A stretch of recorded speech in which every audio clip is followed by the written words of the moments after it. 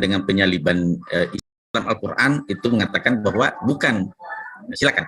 Baik, Al-Quran menerangkan seperti ini terkait dengan muatan daripada penyaliban. Jadi kata salib ini pun ambilnya dari Al-Quran. Gini, innama amruhu idza arada syai'an ayyaqula lahu kun fayakun. Apa yang kita inginkan kemudian dengan adanya penyaliban? Tentu kalau kita merujuk kepada konsep daripada ajaran sahabat Kristen adalah penebusan dosa.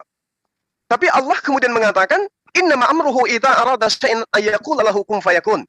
Sesungguhnya apabila Allah menghendaki sesuatu, maka dia hanya berkata jadi, maka sesuatu itu jadi. Apabila Allah menghendaki, maka dia hanya mengatakan jadi seperti apa yang aku kehendaki, maka itulah yang terjadi. Wah, itu kan bahasa Quran. Tunggu dulu. Di dalam pengajaran para nabi, Mazmur 33, ya, itu sangat jelas diterangkan bahwa sebab dia berfirman, maka semuanya jadi. Dia memberi perintah, maka semuanya ada.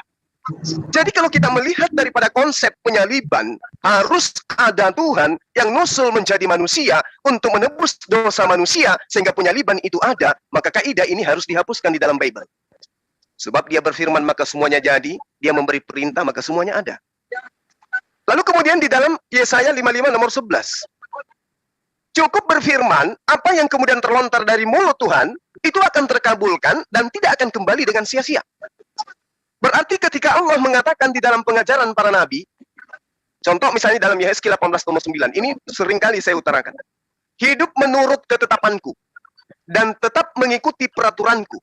Dengan berlaku setia terhadap peraturanku dan ketetapanku dan mengikuti peraturanku, maka dia, orang yang melakukan tersebut adalah orang yang benar.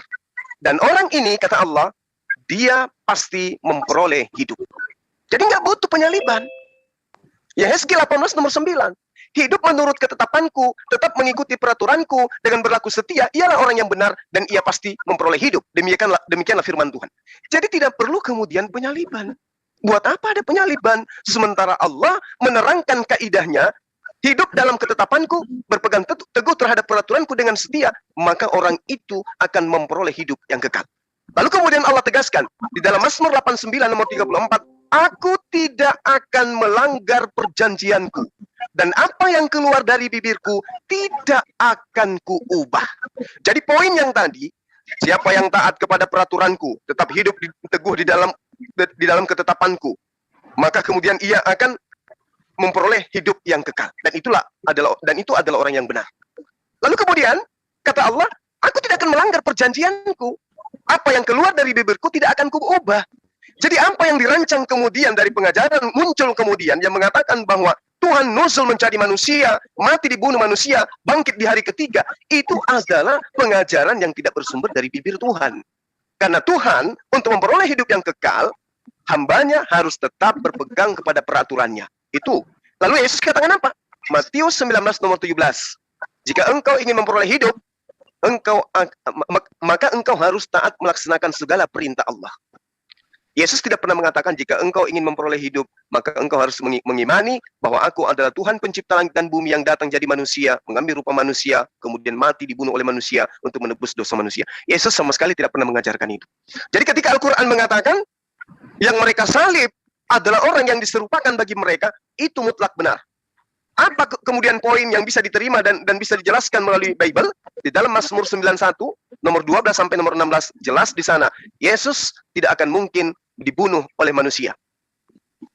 Mazmur 91, nomor 12 sampai nomor 16. Yesus tidak akan mungkin mati dibunuh oleh manusia. Sebab, jangankan dibunuh, terantuk kakinya kepada batu saja Allah tidak izinkan. Demikian. Ya. Saya kira, Bro Admin,